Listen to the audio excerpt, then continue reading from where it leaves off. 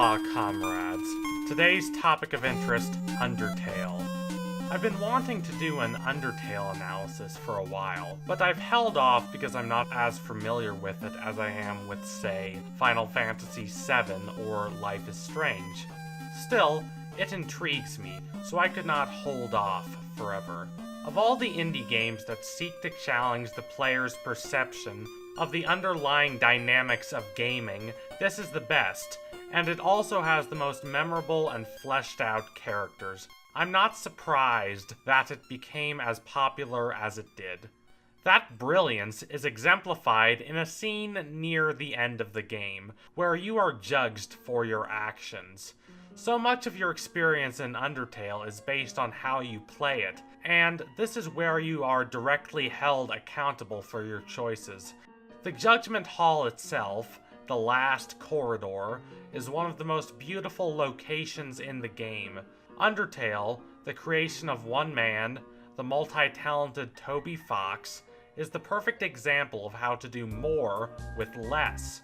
The textures repeat as you walk up to meet your judgment, but it doesn't feel boring. Rather, it gives the impression of grandeur.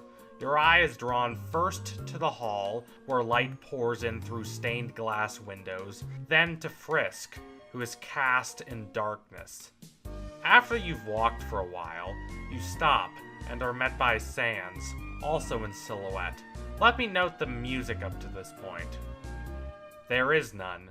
You are in silence as you walk through the hall, and you stay in silence until 3 ominous church bells ring out.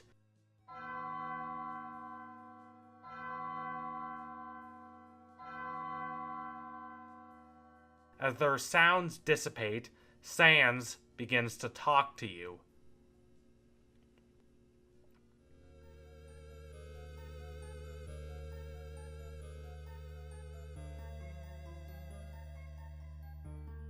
Far and away the most interesting character in Undertale, Sans is an odd duck.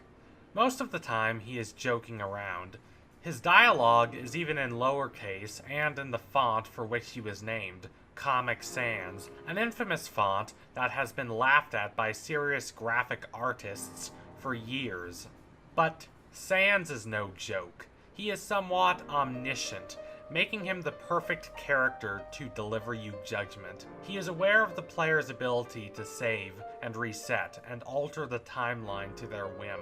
This is likely the cause of his apparent apathy regarding most matters. He has seen every scenario play out and wants nothing more than for you to stop resetting the timeline. Behind his jokey mask, he is broken. Before his official judgment, he explains what EXP and LV are. This is one of the foremost examples of the game pulling the rug out from under you. Undertale is focused on subverting many RPG tropes for the purposes of deconstruction, asking why RPGs are so dang focused on combat. LV is also shown as LOVE, love, but that's an acronym meaning level of violence.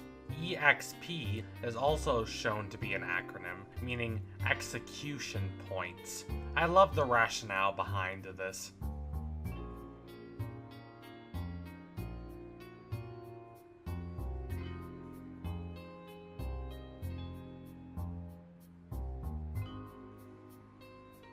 Gaining EXP and love makes you stronger in battle because you're distanced from the horrible actions you're taking, and the more you distance yourself, the less pain you suffer fighting others, and the easier it is to inflict pain. This is fascinating. It's basic RPG logic that the more monsters you fight, the better you get at fighting monsters. But Undertale questions whether that is even a good thing.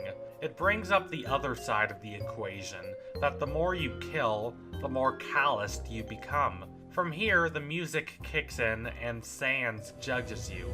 If you have not killed, Sans congratulates you, saying that you refused to hurt anyone, that you strived to do the right thing.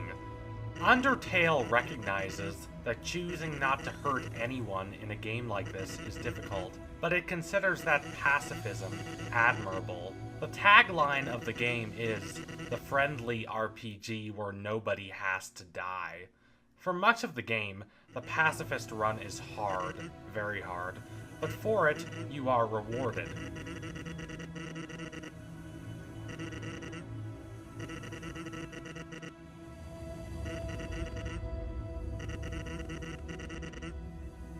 When Sans presents the quandary you face, he says that he doesn't know what you should do, that he himself would have thrown in the towel were he faced with your circumstances, but he has confidence in you. In the end, the finale turns out to be quite easy. A present the game provides you for a job well done. You're also greeted with a truly touching ending. As long as you don't reset these characters' fates by playing a darker timeline, which you are warned not to do, you're in the clear. If you have played the game like a normal RPG, Sans judges you on your love. If you mostly did the right thing, his emotions range from mildly amused to questioning to apathetic. He isn't sure if you're a good person, but he doesn't outright condemn you. After all, playing an RPG in this fashion is the standard option. It's the easy way out. In these cases, his so-called judgment isn't much of one.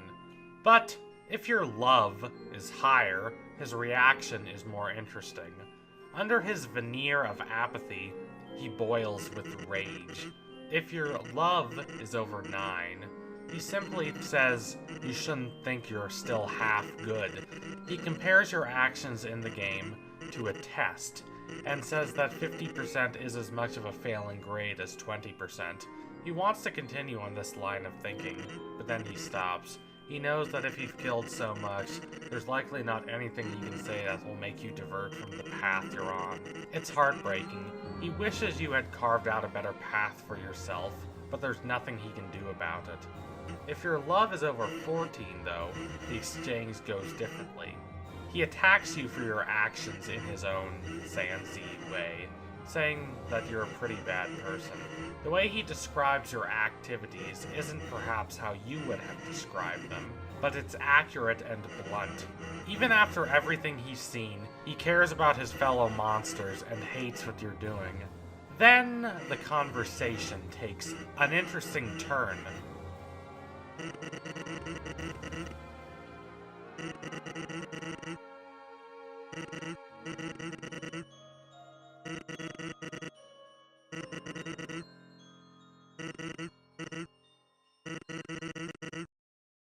This is Sans at his finest, a mix of desperation and insults. His admission that you could have been even worse than you are isn't a vindication of you, the player, but rather a window into the horrors of his mind. What he's referencing is the genocide route.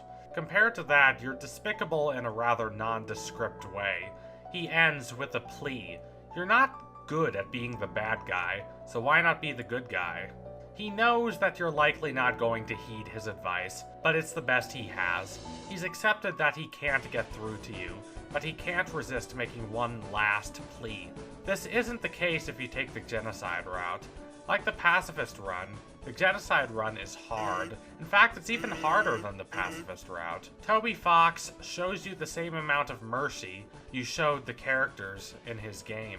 The pacifist route is worth applause because you did the right thing even when it was hard. The genocide route, conversely, is worth jeers because you did the wrong thing even when it was hard. You went out of your way to cause harm and suffering to the world.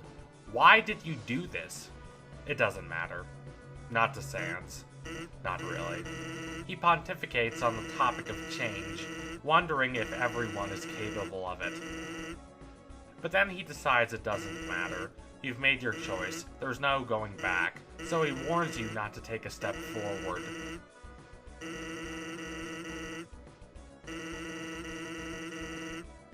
When you do, battle commences, and Sans gives his famous incendiary speech.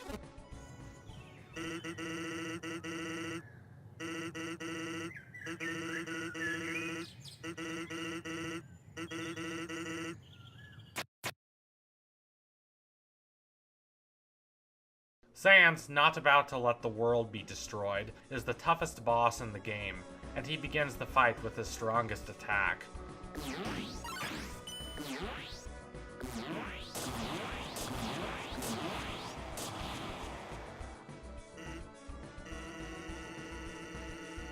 In his words, if you choose the genocide route, and thus to fight him, you're gonna have a bad time.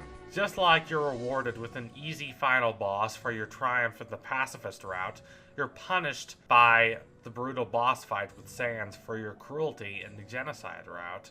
This is not only a great scene, it is emblematic of what makes Undertale a great game.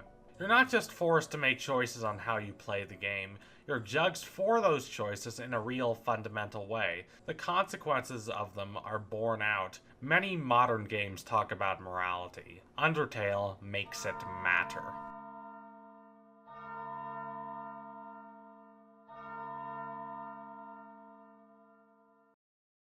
A little different format from usual, but it fits. Though I don't know Undertale as well as some, I genuinely love it, and I wanted to show others what exactly makes this scene shine. It's good to see phenomenons that are genuinely deserving of their popularity. It's rare.